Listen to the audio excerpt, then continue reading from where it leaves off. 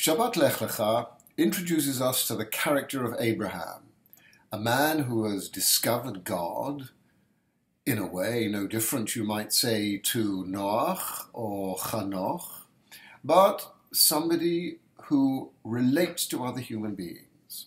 He differentiates between those he wants to deal with, good people like Melchizedek, who is a priest to El Elyon, God, and on the other hand, he deals with the kings of Sodom and Amorah, but rather like dealing with drug lords, doesn't want to have anything to do with the tainted money.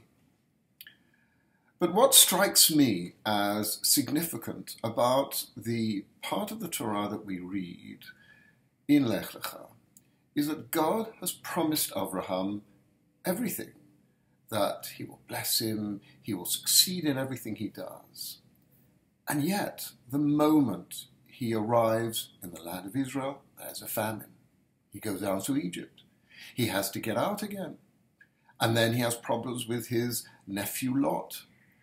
Wherever you look, Abraham faces crises in the national and global sphere, and in his private life, he can't have children. And yet God has promised him everything. The moral is very important here, that we human beings look at things in a very short-sighted way, whereas God is above time, and there's a different way of looking at the world through, so to speak, God's eyes, as opposed to ours. After all, as a Jewish people, we've gone through thousands of years of exile, of constant suffering, and yet somehow we have survived it all. And that, I think, is the important message. That a promise, a commitment from God, so to speak, doesn't mean it's immediately going to happen. Doesn't mean to say there won't be problems on the way.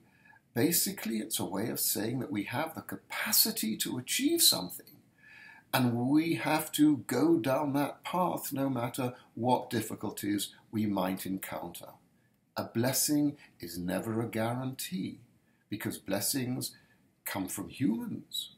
But even a blessing from God is not a guarantee of time. That is something which is simply beyond.